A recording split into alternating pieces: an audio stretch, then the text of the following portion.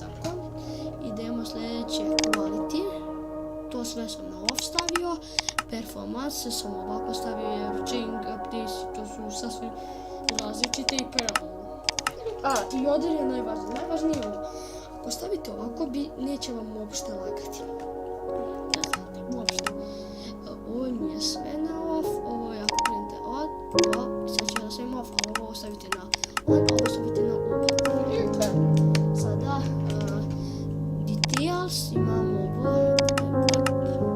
Ovo vam je dropa, malo nebitnije, delete, ovo je show keep, da želite keep, i to je to. Ovo sam stavio, ovo vidite na 8, a moje oboje na 80. I to bi bilo tako, smislite like, share, komentar, subscribe, mi svijemo sljedećem videu.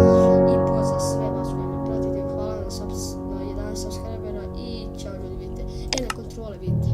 I ovo, ako sam ja staviti, vidite ćete 0, vidite F5 je ono, a zoom je na crn.